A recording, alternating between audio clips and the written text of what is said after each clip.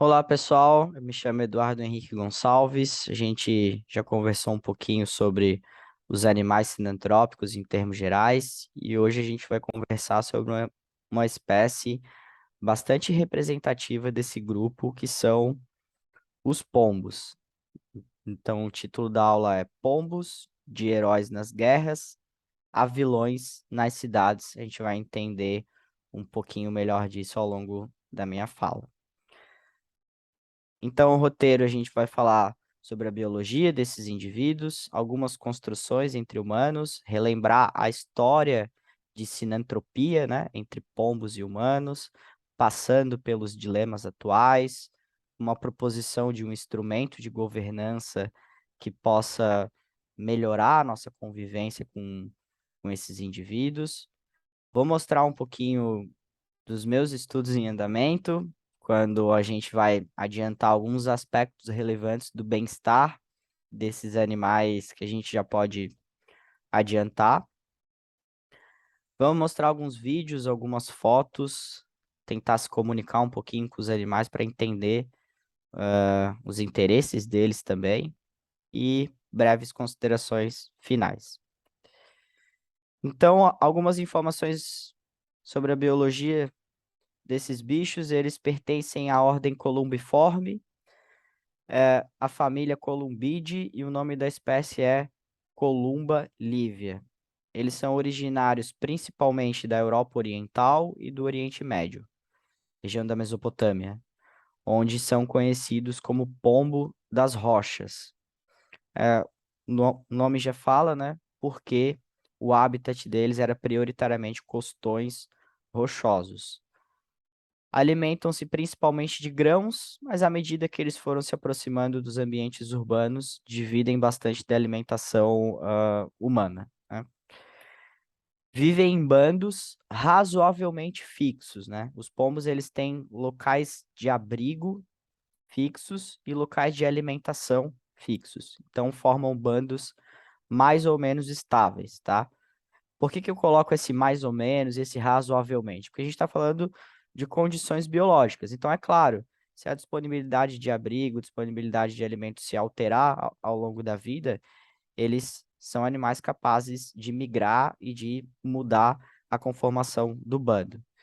Em condições estáveis, os bandos são razoavelmente fixos, tá?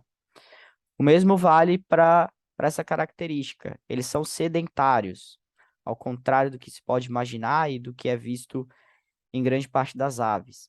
Ou seja, a área de vida deles não é muito extensa. Alguns estudos falam entre 500 metros e 2, 3 quilômetros. Nesse perímetro, eles desenvolvem todas as atividades de vida deles, né? Claro, de novo, isso pode variar a depender das condições biológicas. Em cativeiro, fala-se de um potencial de vida de mais de 15 anos. Eu já experienciei animais nessa faixa etária, né? Em vida livre, não há estudos robustos que falem sobre a expectativa de vida desses animais. Algumas fontes falam entre 3 e 5 anos. Há bastante diferença aí. Esses estudos que eu coloquei, até botei um asterisco, eles são mais no sentido de potencial de vida. Então, são estudos que analisam metabolicamente, índices de estresse oxidativo, né? Mas a gente sabe que no ambiente de vida livre existem outros eventos, outros agentes que podem influenciar essa média de vida. Então, em vida livre, fala-se entre 3 e 5 anos. Em cativeiro, eles podem ultrapassar os 15 anos, tá? Reprodução desses animais. A primeira informação bastante curiosa, que bastante gente sabe, pergunta e fala, né? Os pombos são animais monogâmicos? São. De novo, levar em conta o que que isso representa na biologia. Isso pode ter variação, pode ter diferença em algumas condições, tá? Mas em geral eles são animais monogâmicos, escolhem seus parceiros ali entre 6 e 8 meses e ficam ao longo da vida toda, né? A reprodução ela ocorre principalmente na primavera, mas no resto do ano também ocorre. Os animais colocam entre 1 e 2 ovos nas suas posturas, e os filhotes, eles são bastante dependentes dos pais até os 30 dias de vida. Depois começam a explorar mais o ambiente, a comer sozinhos, e aí os pais têm um, um grande papel nesse desenvolvimento também, nesse aprendizado também, né? São animais dotados de uma boa capacidade de memória espacial e de reconhecimento de padrões. Os pombos, por exemplo, eles reconhecem traços humanos. Isso é muito útil na medida que eles estão num ambiente lotado de seres humanos, que eles conseguem reconhecer, então, pessoas que são amigáveis, que colocam comida para eles, por exemplo, de pessoas que podem ser ameaças, né? Então, é muito útil na vida nos ambientes urbanos. Reconhecem outros tipos de padrão também. Por exemplo, eles já foram usados como auxiliares em alguns diagnósticos de ultrassom, onde eles reconhecem algumas alterações ali na imagem e auxiliam no diagnóstico de algumas doenças, né? Essas informações todas elas vão ser muito relevantes quando a gente ah, fala da história de sinantropia entre pombos e humanos. Os humanos, como é comum, eles olham para os atributos dos animais e usam deles nesses processos de domesticação para o que é útil à nossa espécie, sem muitas vezes levar em conta o interesse dos animais. A gente vai revisitar algumas dessas características para ver esses processos de domesticação. Como é comum, a maioria das espécies domesticadas inicialmente é assim feito por alimento. Então, os humanos começaram a construir pombais porque os pombos passaram a ser fonte de alimento para a sociedade humana, né? São grandes símbolos religiosos, e aí a gente revisita um item sobre a biologia desses animais, que é o quê? A monogamia, né? É, simbolicamente, os pombos, algumas características biológicas são compatíveis com algumas crenças, e a gente está falando principalmente da crença cristã, né? Então, eles se tornaram símbolos, de fidelidade, de castidade, de pureza, né? E viraram símbolos religiosos em geral, né? E a gente cita até uma diferenciação nas cores desses animais. No caso da religião cristã, há um simbolismo muito grande com o pombo branco, né? Que representaria ali paz, pureza, né? Eles são usados como mensageiros, né? Antigamente eram mais utilizados dessa maneira. De novo, a gente revisita outra característica biológica, que é a memória espacial e os abrigos relativamente fixos. Olha só que interessante, né? Então, essas características, elas foram usadas pelos humanos para comunicação entre povos a longa distância, a média e longa distância, digamos assim, né? Então, se soltava um animal de um lugar e ele buscava o seu abrigo de retorno carregando uma mensagem, né? Por muito tempo eles eram símbolo de status também, e algumas aves são, né? Hoje ainda, hoje talvez mais pelo canto, né? Os pombos eram muito sinônimo de status, principalmente pelas penas. Algumas variações, algumas raças de pombos tinham penas super extravagantes, super visíveis, belas do ponto de vista humano. Então, eles eram animais que representavam certo status, poder, né? Foi assim, inclusive, que eles chegaram nas Américas, né? As cortes portuguesas e espanholas os tinham como animais domésticos e na vinda para cá ostentavam esses animais, né? A, a sociedade como um sinônimo de poder, né? Como uma mostra de poder, né? São usados para esporte ainda, se é que a gente pode dar esse nome, mas é assim que é chamado, né? Os pombos de corrida, eles são soltos em um determinado local, e aí tem-se uma competição de qual chega mais rápido, enfim, coisas do tipo. Animais sob essa interação vivem uma forte seleção genética, forte, fortes períodos de treinamento, por exemplo. Ainda é bastante comum essa prática, né? Com os pombos. E, por fim, eles são animais também utilizados em pesquisas. E a gente fala principalmente pesquisas neurológicas, dadas essas suas capacidades cognitivas que a gente conversou um pouquinho também nos itens biológicos. Vamos falar um pouquinho dessa história desses animais. Eles já foram considerados heróis e heroínas em algumas guerras. Eu trouxe a história mais comum, mais representativa desse tipo de interação, que era, no caso, uma das formas de uso humano desses animais como mensageiros, né? E aí está o caso da Cher Ami, que é um nome francês que na nossa língua significa querida amiga. Tinha uma tropa americana durante a Primeira Guerra Mundial, em 1917, 18, e a tropa estava isolada, cercada por tropas alemãs e sem comunicação com a base americana. Então, eles utilizaram-se dos pombos-correios para poder dizer aonde eles estavam. E aí, essa história, ela colocou que 2 pombos foram utilizados e foram mortos, né, ao longo do, do trajeto.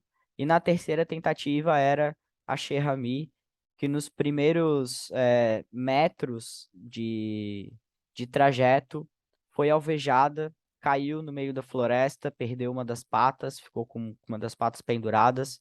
Os estilhaços ali das balas também afetaram os olhos dela, mas ela sobreviveu, levantou o voo novamente e chegou na base americana com a mensagem.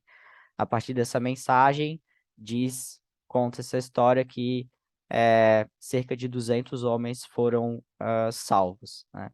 Depois a Cherami morreu um ano depois, devido a, a essas complicações de ter levado um tiro no trajeto, e hoje ela se encontra empalhada no Museu de História Americana. É interessante dizer que as tropas e os soldados sempre acharam que ela era um animal macho, e só foram descobrir que era fêmea quando ela foi empalhada, né, para depois ser exposta no museu. E hoje ela é condecorada como uma heroína de guerra, assim como outros pombos em outras situações.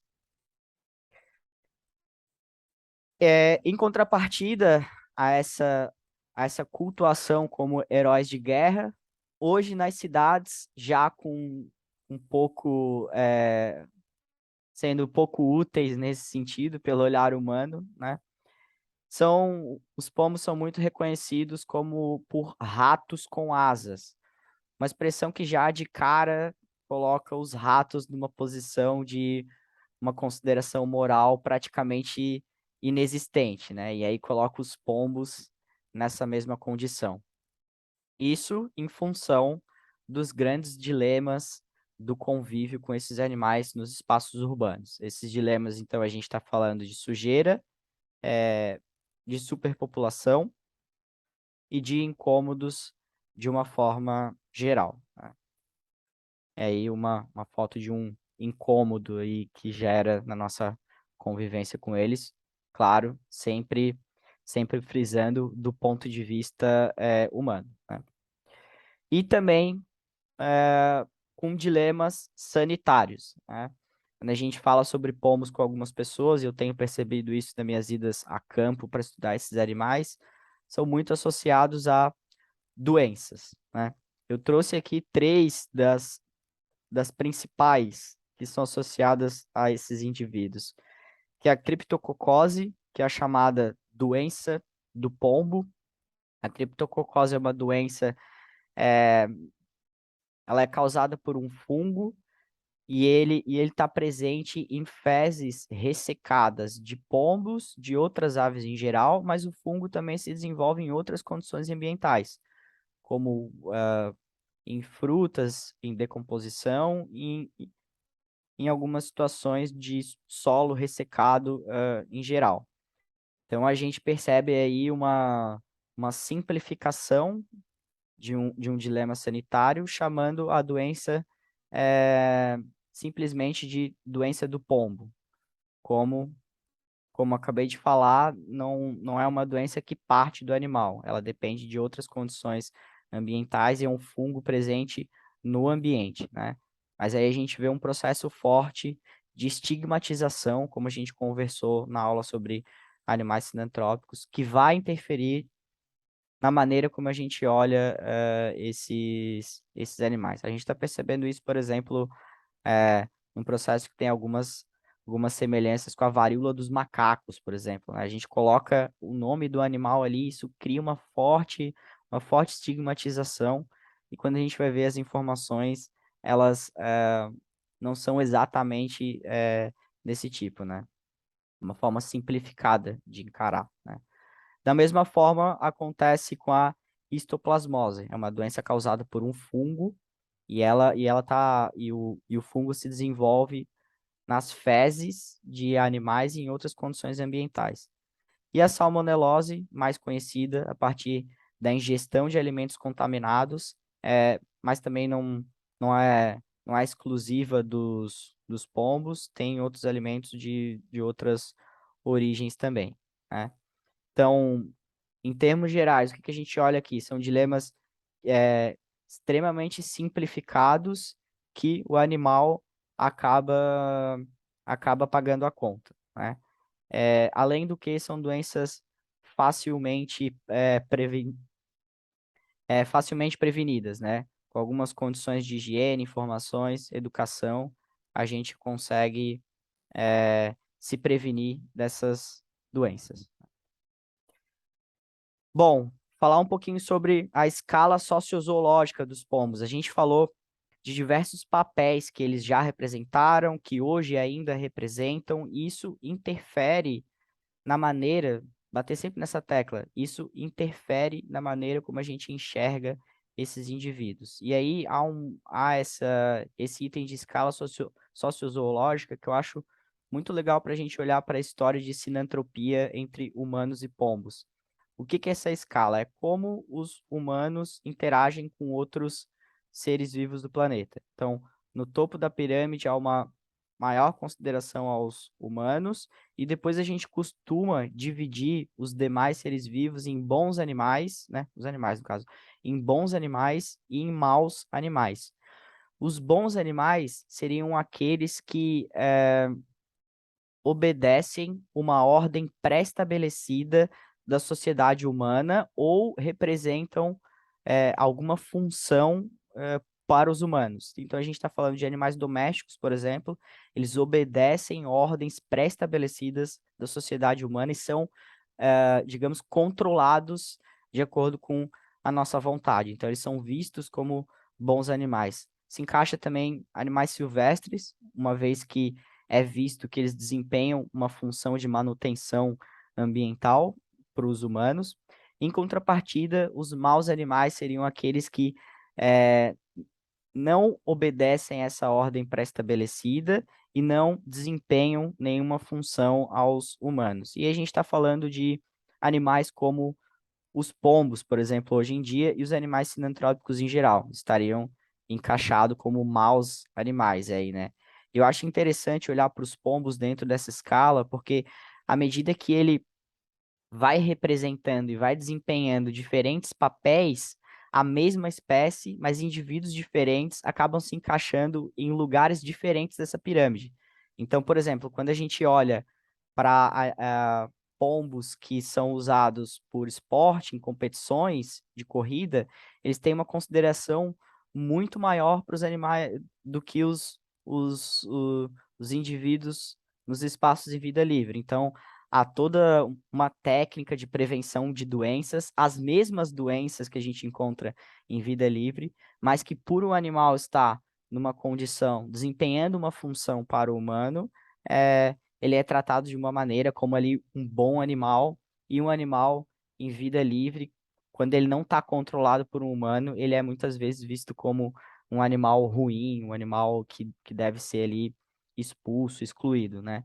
Então, é muito legal olhar para os pombos sob esse olhar, porque a depender dos diferentes papéis que eles têm para a sociedade humana, eles estão em diferentes posições na pirâmide, mesmo sendo da mesma espécie, né? Bom, falar um pouquinho rapidamente sobre um instrumento de governança proposto por autores da França, Scandrani e colaboradores, eles olharam, como a gente tem dito, que as percepções sociais são muito importantes de como a gente interage com esses animais nos ambientes urbanos. E o que que é mais importante para as pessoas, né, quando elas foram entrevistadas? Questões de saúde, questões sanitárias, e há um incômodo pela superpopulação desses animais. Então, diante dessas respostas, foram propostas ah, programas públicos, né? ah, Alternativas a serem desenvolvidas pelo poder público para melhorar esse convívio. Então, em cinzinha, mais clarinho, estão essas alternativas a serem desenvolvidas, a serem sugeridas ao poder público. Então, os autores falam uma comunicação pública mais efetiva a respeito desses animais, sem essa estigmatização, ah, a criação de pombais públicos, por exemplo, espaços específicos para esses animais, isso inibiria, por exemplo, o incômodo com a superpopulação nos ambientes totalmente livres, né? Muitos lugares usam uma política pública de não alimentar os pombos, e esse artigo traz uma coisa interessante. Ok, você não alimentar os pombos, você é uma forma de método de controle populacional, sim, mas pela outra via, ela prejudica a saúde dos animais. E ela prejudicando a saúde desses animais, os animais ficam mais suscetíveis a contrair micro-organismos que depois podem ser transmitidos aos humanos. Então, não é uma política pública do ponto de vista muito inteligente, olhando para os animais e olhando para os humanos também. Então, esses autores sugerem um planejamento das cidades, uma limpeza frequente dos espaços públicos e como uma alternativa espacial, a construção de espaços públicos específicos para que eles possam ser alimentados, né? Até porque as pessoas que alimentam esses animais são algumas vezes também estigmatizadas, né? Bem rápido, porque o tempo é curto, mas o artigo está lá no final para quem quiser entender um pouquinho melhor. Os estudos em andamento. O que que a gente tem percebido sobre aspectos relevantes do bem-estar, quando a gente vai olhar do ponto de vista dos pombos? Aí são 3 filhotes. Eu tenho percebido que há uma certa frequência dessas lesões nos olhos, no bico e no aparelho auditivo. Eu suspeito que é uma doença viral causada por um vírus chamado poxvírus, que causa esse tipo de lesão e é mais suscetível em filhotes. E a gente encontra alguns aí principalmente nos bandos grandes, porque ela é bastante transmissível entre eles, né? De novo, falando, os animais que são usados lá como em esportes, competição de pombos, isso é totalmente é, é fácil de prevenir, né? Então a gente poderia também usar para os animais de vida livre. Esse animal tava com postura de dor quando quando eu observei ele em campo. Essa postura de dor, ela tem que ter um pouco de cuidado para a gente olhar, porque ela é semelhante à postura de descanso, mas com outras variáveis consegui identificar. Ela é mais deitadinha, com as penas eriçadas, assim, e ele fica mais apático. E a gente foi ver, ele tá com os pezinhos bastante inchados, com uma linha enrolada ali, tá super inflamado. É um animal que estava em condição de dor no ambiente em vida livre. Isso se repete, esse problema das patas, muitos animais têm esse problema. Eu tenho visto os que têm todos os dedinhos e têm alguma condição de inflamação ou de dor, como aquele outro animal, tem linhas, muitas vezes linhas ou fios enrolados, né? E esses aqui, no caso, já perderam alguma parte dos pezinhos que, por essa suspeita, desconfio que seja em função das linhas, mas claro, isso precisa ser melhor estudado. Esse aqui é um animal, por exemplo, que estava com uma linha enrolada e no meio dos nossos estudos a gente conseguiu capturar ele É um filhotão. e tirar a linhazinha. Depois ele Tadinha, foi né, cara? liberado, mas você vê que o dedinho dele já tá ali um pouquinho inchado, né? A gente conseguiu tirar essa Estourando o linha dele. pezinho dela, ó. É um filhote ali, né? Esse animal, né? A gente conseguiu tirar a linha dele. Outras, outras fotos bastante aí chocantes. Esse animal, é, eu não sei se é exatamente o mesmo processo, porque ele está com o pé todo virado, não sei se é uma má formação, aí fica aí uma questão para a gente estudar mais, né? Mas há um problema também de bem-estar.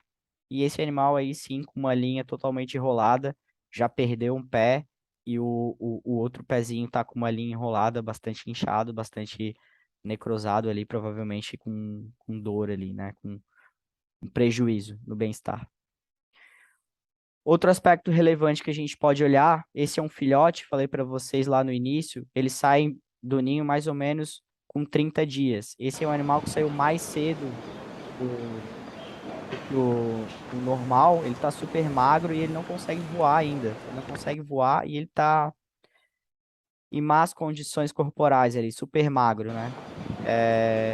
É um animal que provavelmente tem grande chance de não sobreviver, então é muito importante essa vivência em bando e esse tempo certo de sair do ninho, caso contrário, eles podem ficar em bastante sofrimento e, né, esse animal muito provavelmente não vai sobreviver, né? Agora vamos falar dos interesses dos animais. Eu já falei bastante, estou falando bastante aqui. Vou deixar que eles falem um pouquinho para vocês a partir de uns vídeos que a gente gravou em campo, tá?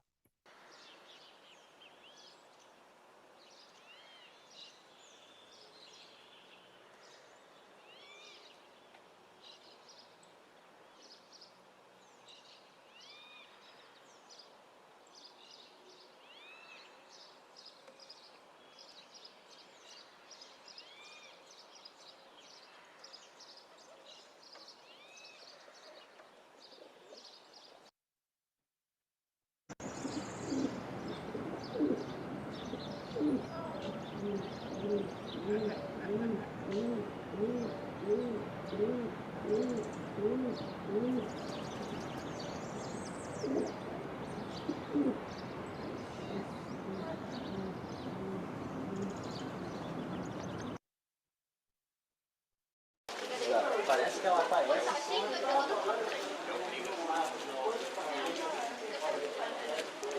Embora sejam bastante associados à sujeira, os pombos adoram tomar banho. E eles gostam principalmente das condições de spray, né? No caso, chuva. Então, dificilmente eles perdem a oportunidade quando chove de tomar um banhozinho.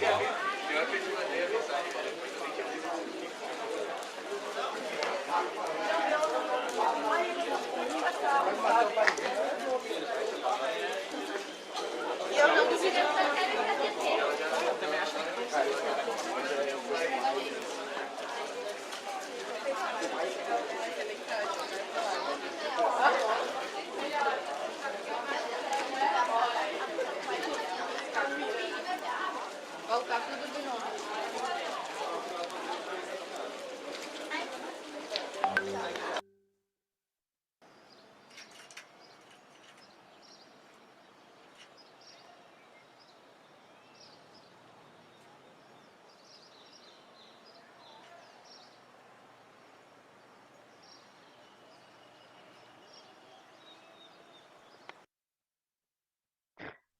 Bom, Breves considerações finais, como eu já havia falado na outra aula, algumas, né? A história de convivência entre seres humanos e pombos, ela é bastante simbólica quando a gente estuda a nossa relação com os animais em geral. Ela tem várias facetas, várias vertentes, várias nuances. Os pombos são animais que, ao longo da sua história, representaram diversos papéis. Então, essa história de sinantropia, ela é muito simbólica quando a gente vai olhar como a gente interage com os animais em termos geral, tá?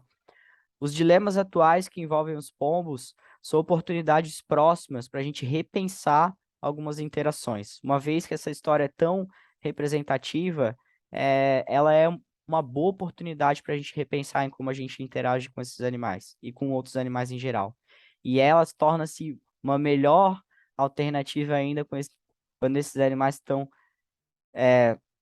estão tão próximos da gente como eles estão nos ambientes urbanos, né? Os papéis e os simbolismos tão mostrados ao longo dessas duas aulas, sempre lembrar disso, eles são desimportantes frente aos interesses básicos dos indivíduos não humanos. Deixei algumas referências, sugestões de leituras. Eu tenho mais se alguém quiser se aprofundar no tema ou sobre pombos em específico. Desculpa falar rápido em alguns momentos, meu tempo deve estar quase que estourado. E agradeço pelo convite novamente, pela oportunidade. Queria tornar o máximo de informações possíveis visíveis desses animais, dos pombos, e, e fico à disposição aí pelos canais de contato. Obrigado.